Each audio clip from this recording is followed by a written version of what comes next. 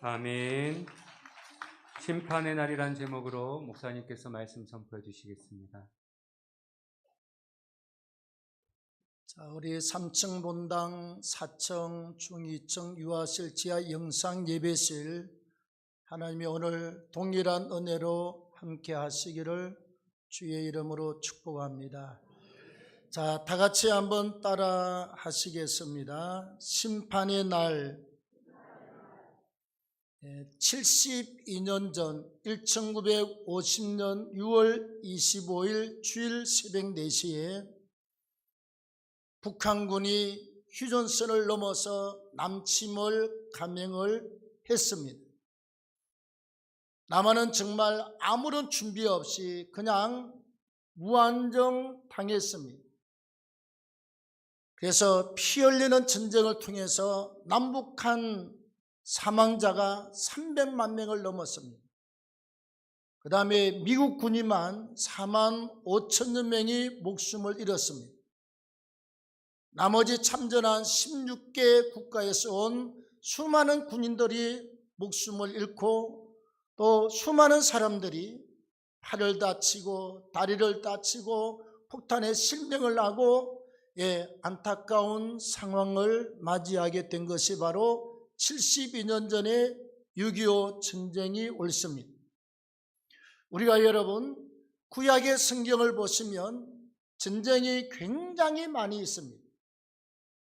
출애굽기도 전쟁이 있지만 사사기서를 보시면 어떤 사사 때는 굉장히 평안하고 축복이 많고 또 어떤 사사 때는 18년 20년 동안 적군에게 강탈을 당하고 침탈을 당해서 무지무지하게 고생을 당하고 이게 반복되는 것이 사사기의 역사 옳습니다. 중요한 것은요, 우리가 이 전쟁 속에 숨어 있는 게 단순하게 한 개인이나 한 국가의 힘의 과식이나 아니면 과욕이나 어떤 갈등에서부터 출발을 했겠지만 그 속에는 하나님의 어미로운 심판이 안 들어있다고 아무도 이야기를 못합니다. 우리나라 6.25 전쟁이 왜 일어났느냐, 많은 목사님들과 학자들이 이렇게 이야기를 하고 있습니다. 일본이 우리나라를 36년 동안 침탈하고 강점기, 우리가 점령을 당했습니다. 저들은 강제로 점령하고 우리는 피해를 입을 때 그때 일본은 신사참배를 강조를 했습니다. 천황숭배와 신사참배. 자기네들이 자기 국가를 위해서 싸우다가 죽은 말하자면 일본 군인들의 명패를 갖다 놓고 그 다음에 유고를 갖다 놔놓고 숨기고 절하는 곳이 바로 신사입니다, 여러분. 일본에 집회 가서 신사에 가봤거든요. 많아요, 신사가.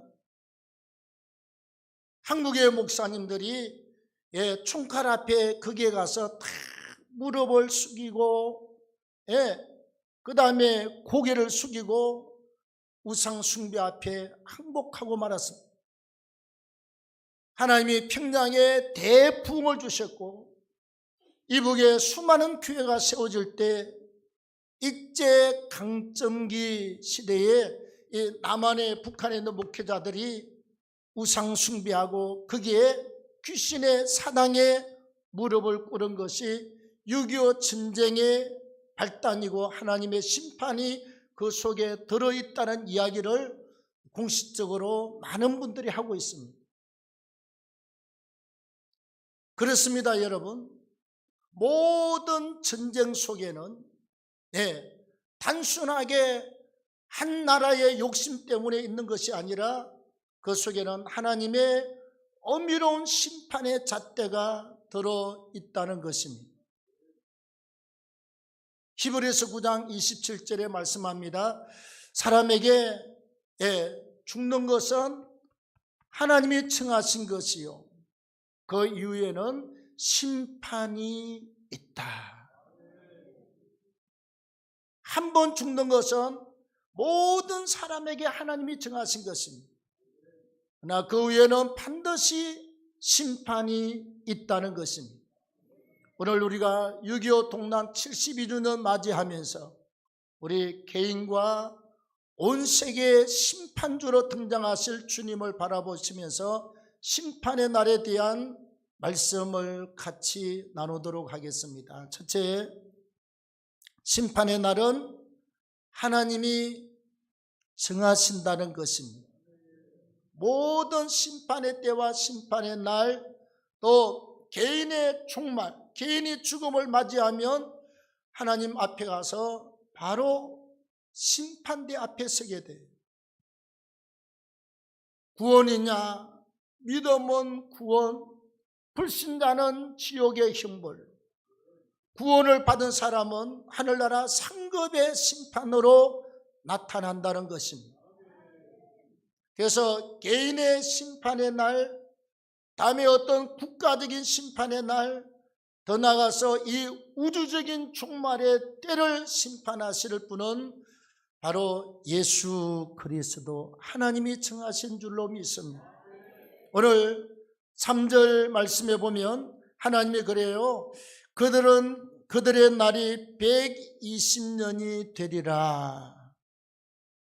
하나님이 죄악으로 광명한 당시에 이 세상을 바라보면서 하나님이 물로 세상을 심판하기로 작정을 하세요.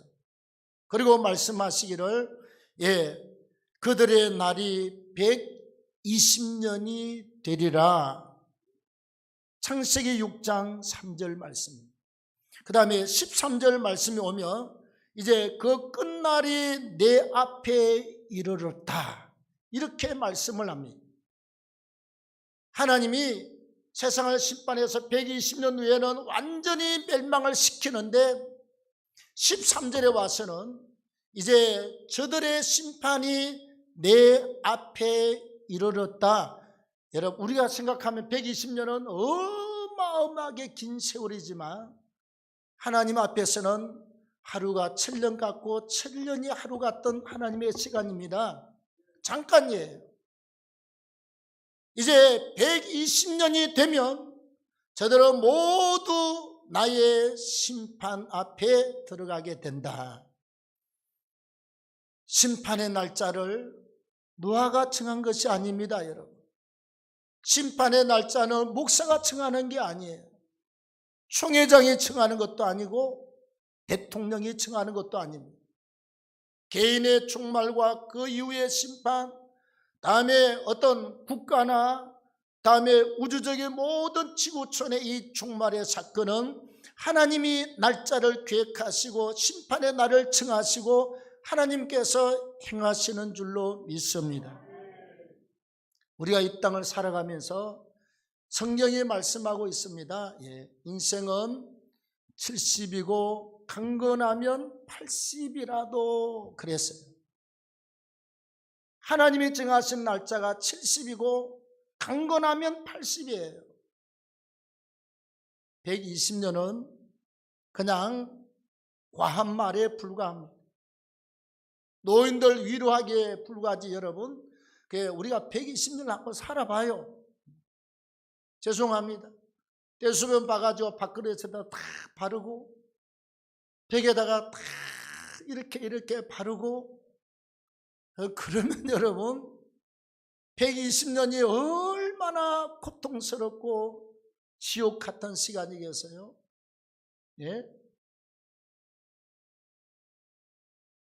우리가 건강하게 오랫도록 사는 것은 200살까지 살아도 괜찮아요. 그러나 혼자 정신이 맑은 정신이 사라지고 행동이 안 되고 이게 대수변이 가려지지 않고 그때쯤 되면 하나님 얼른 그 아름다운 천국으로 죽음이 있습니까? 다시는 죽음이 없어요. 다시는 늙고 병드는 것이 없습니다. 다시는 울고 불고 애통하는 것이 없습니다. 다시는 어둠이 없습니다. 영생, 영원히 살아가는 축복의 삶이 천국에서 기다리고 있는 줄로 믿습니다. 이 땅을 살아갈 동안 하나님의 심판의 날은 나에게도 있고 부모에게도 자식에게도 심판의 날은 다 있습니다. 죽으면 바로 심판의 자리로 들어가기 때문에 그렇습니다. 우리가 이 땅을 살아가면서 절대로 신앙 있는 사람은 7년 말년 살 것처럼 살면 안 돼요. 오늘 주님이 나를 부르신다면 그러고 살아야 제대로 사는 것입니다. 오늘 주의 재림 믿고 종말이 있으면 나는 천국에 들어가서 어떤 상급을 받아 누리고 살 것이냐. 항상 우리는 현재행의 종말을 가지고 있어야 될 줄로 믿습니다. 나는 120살까지 20살 된 사람은 100년 남아서 천천히 해도 돼. 누가 알아 하나님이 오늘 오라고 할지 내일 오라고 할지. 나는 이제 40, 50대 아직 나는 창창해. 누가 알아 오늘 불러갈지 내일 불러갈지. 아무도 몰라요. 70인 사람이 그래도 90은 살아야지. 20년 동안 아주 많이 남았어. 누가 알아요 오늘 저녁에 불러갈지. 아무도 몰라요. 나 은혜 받고 40년 동안 달려오면서요, 정말 아직도 창창한데 하나님이 불러간 사람들 많이 봤습니다. 우리 목사 동기들이 여러분 이미 10대 명이 먼저 갔습니다. 같이 신학 공부하고 같은 또래인데 그냥 갔어요. 왜? 하나님이 정하신 심판의 때는 나도 모르고 아무도 몰라요. 우리 하나님만 아실 뿐입니다. 그래서 항상 우리 심판의 때는 오늘이라고 하는 현재를 가지고 사는 지혜로운 자들이 될 수 있기를 바랍니다. 120년 찾다가 나중에 여러분 이 뭐야? 벌써 가야 돼? 그런 낭패로운 생각을 해서는 안 됩니다. 항상 믿음으로 살고 항상 준비하고 하나님 앞에 맡겨진 일들을 멋있게 감당할 수 있기를 바랍니다. 다음에 두 번째는요, 하나님이 정하신 때를 위해서 하나님은 다 필요한 일꾼들을 세워서 사용을 하십니다. 사용하세요. 자, 6장 13절에 보시면 하나님이 이렇게 말씀하고 있습니다. 하나님이 노아에게 이르시되 힐룩이 있는 자의 포악함이 땅에 가득하다. 그 끝날이 내 앞에 이르렀다. 내가 그들을 땅과 함께 멸할 것이다. 그런데 하나님 노아를 말씀할 때 뭐라고 그러지요? 노아를 말할 때 노아는 당대의 완전한 자라. 9절에 이것이 노아의 축보다. 노아는 의인이요 당대의 완전한 자라. 그는 하나님과 동행하였다. 하나님은 여러분, 하나님의 눈은 온 땅을 감찰하고 있습니다. 현미경으로 물체를 보듯이 사람의 극과 속을 다 감찰하고 있습니다.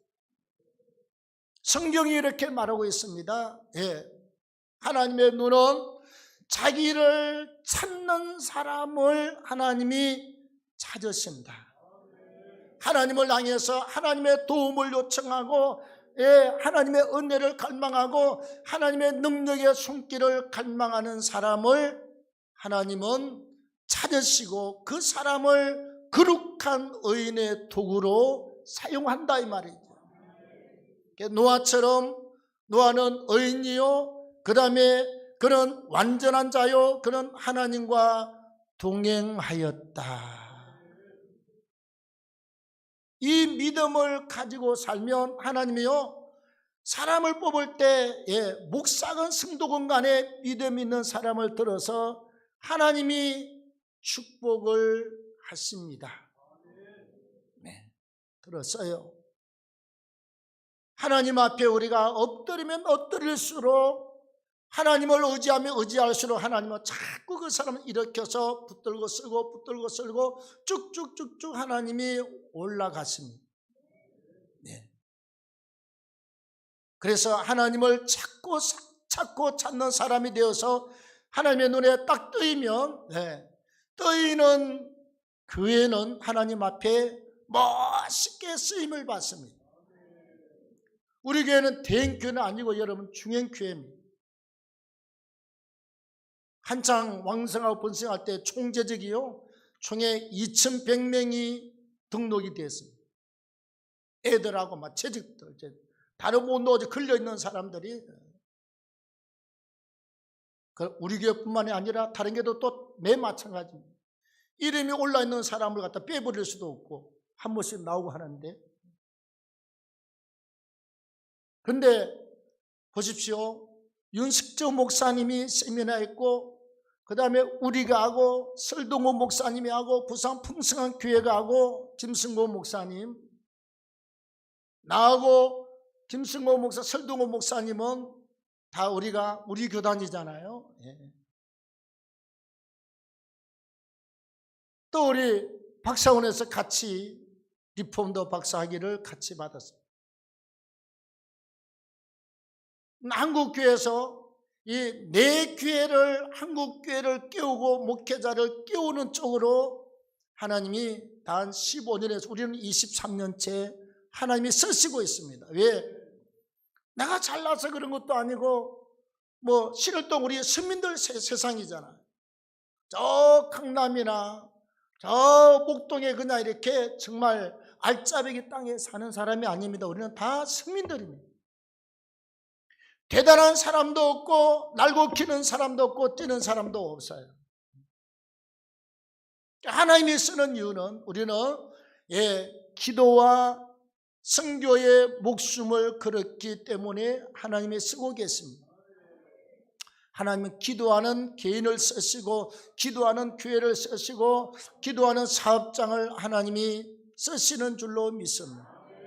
네, 기도하시면 돼요. 저는 어저께 금요일 저녁 지나고 어저께 들어서 집사람한테, 그래서 궁금해서 오늘 사무실에서 우리 가족한테 직접 한번 물어봤어요.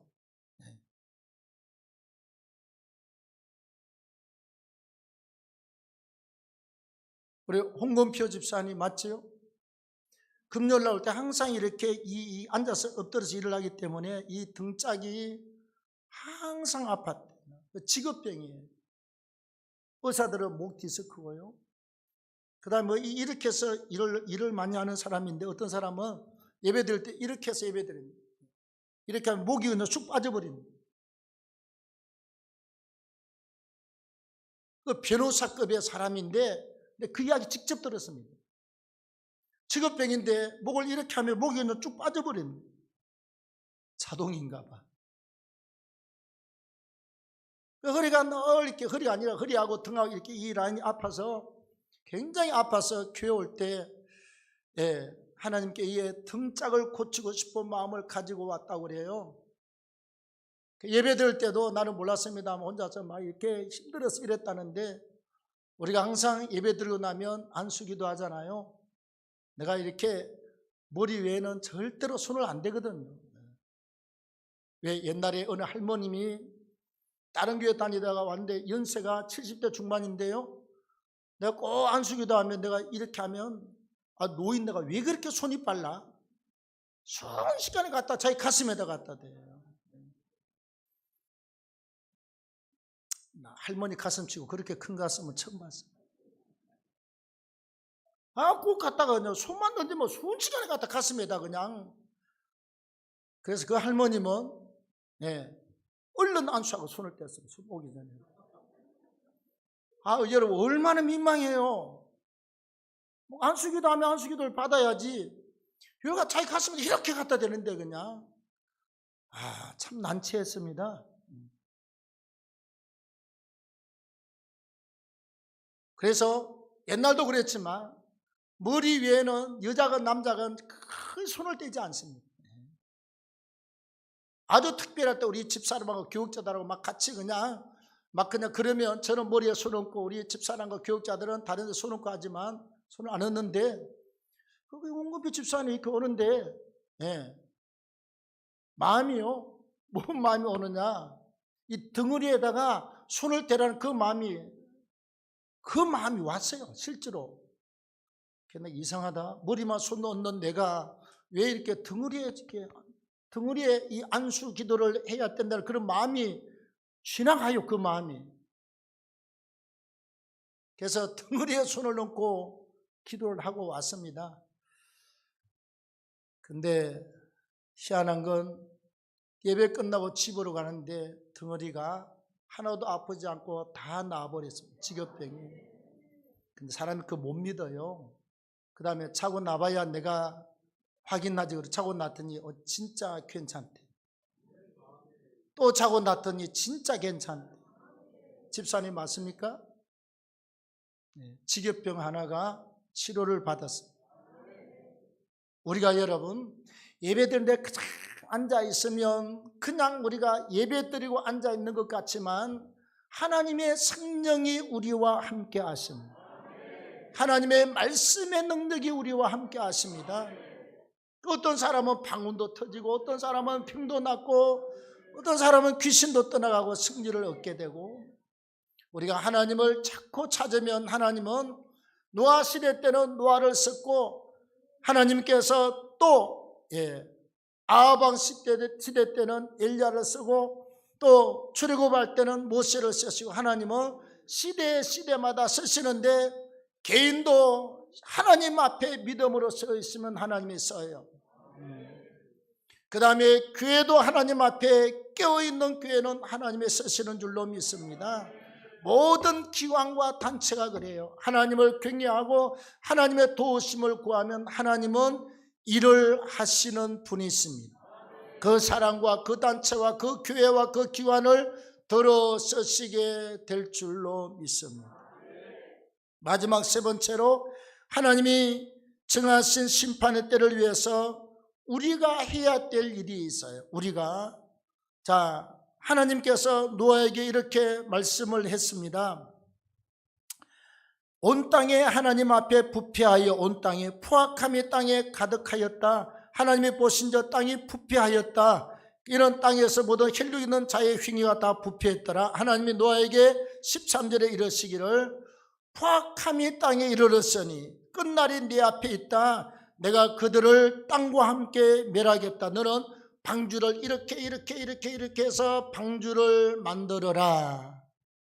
120년요. 여러분, 노아의 방주는 하나님이 노아를 통해서 건축하게 했잖아요. 그때는 그 지역은 비도 안 와요. 근데 그때 당시에 사해 바다 쪽에 여러분 이거는 지금 예수님 당시가 아니라 지금 창세기 지금 6장에 나오는 이야기야. 수천 년 전에 배도 없어요. 그냥 나무 이렇게 묶어서 떼목 타고 왔다 갔다 할 때인데 하나님이 길이가 자그마치 150m 노아 방주, 넓이 폭이 25m, 높이가 5층씩에서 3층으로 15m.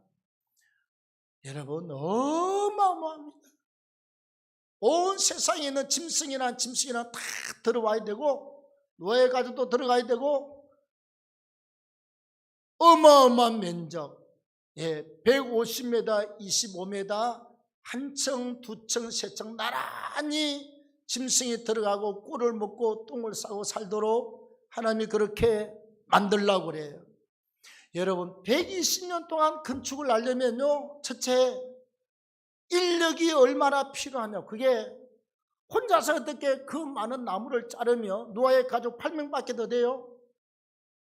그 나무를 어떻게 운반해서 내려오며 그 나무를 키워서 어떻게 150m짜리 여러 수만 톤의 배를 만들 수가 있겠습니까, 여러분? 그러니 노아가 자기 이렇게 재산 있는 거 다 털어서 사람을 사서 인부를 사서 나무를 자르고 공사를 하지 않겠어요? 인부를 사면 돈을 줘야 되고 자기 가족은 다 헌신하죠. 자그마치 120년 동안 시간을 들였습니다. 재산을 털어서 그 일을 하고 그 다음에 인내하고 여러분 하나님이 노아에게 말씀했을 때 노아가 하나님 말씀에 대한 아멘하는 믿음이 없으면 절대로 이 일은 할 수가 없어요. 노아는 말씀에 대한 절대 믿음을 가지고 있었습니다. 말씀에 대해서 하나님이 뭐 이렇게 뭔 나무를 가지고 이렇게 하고 뭐 나중에는 그냥 골타를 칠하고 뭘 칠해가지고 비가 들어오지 않게 하고 물이 들어오지 않도록 말씀에 대한 절대 순종을 이루어 드렸습니다. 그 다음에 하나님이 하라고 하실 때 절대 헌신과 영광으로 그 일을 이루어 드린 줄로 믿습니다. 120년 동안 다 하고 난 다음에 6장 22절에 노아가 그와 같이 하여 하나님이 자기에게 명하신 대로 다 준행하였더라. 아멘.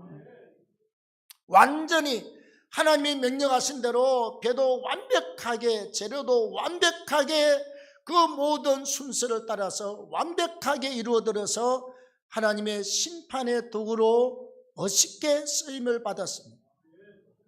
우리가 이 땅을 살아갈 때 여러분, 말씀에 대한 믿음이 있을 때 하나님의 일꾼이 됩니다. 하나님 말씀에 대한 절대 순종이 있을 때 큰 일꾼으로 쓰임을 받습니다. 또 우리가 120년이라는 세월은요, 나 같으면 하다가 그만두겠어요. 나 같으면 하다가 그냥 때려치우겠어요. 아예 하나님 이게 한 달, 두 달도 아니에요. 이게 120년 동안, 이거 사람들이 와서 다 묻지 않습니까? 노아 그래서 뭐 하세요? 하나님이 세상을 물로 심판하신다니, 하나님이 배를 만들려고 그러는데 내가 배를 만드네. 오는 사람들마다 왜? 노아의 가족 8명 외에는 한 명도 못 들어갔습니다. 안 들어와요. 저 노인네가 지금 치매가 왔든지 뭐 지금 문제가 왔든지 아니면 흙것을 보든지 헛소리를 들었든지, 옛날 말로 하면 노망이 왔다. 노망이 왔어. 오늘 같으면 치매지요. 다 비웃고 조롱하고 돈이나 몇 푼 주면 와서 일하고 다 떠나가고 120년 동안 멸시와 조롱을 받고 웃음거리가 됐습니다. 그런데 아십니까 여러분? 하나님의 말씀을 받은 당사자만 압니다.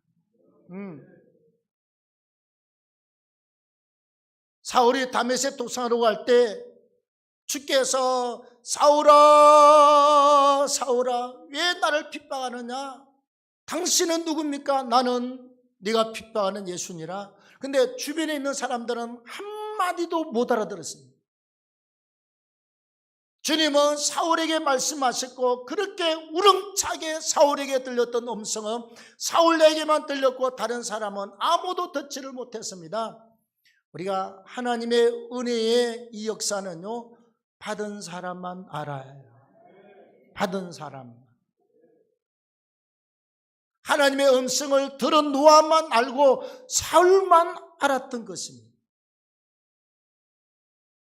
우리가 이 땅을 살아갈 때 이런 인내와 헌신이 없으면 하나님의 일은 절대로 이룰 수가 없습니다.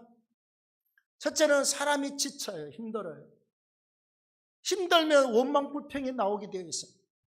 또 사단이 그냥 느닷없이 우리가 큰 일을 하면 할수록 사단의 공격이 엄청나게 막 그냥 화살처럼 우리 머리와 생각과 가슴에 쏘아서 불화전이래요. 사단이 쓰는 불화전.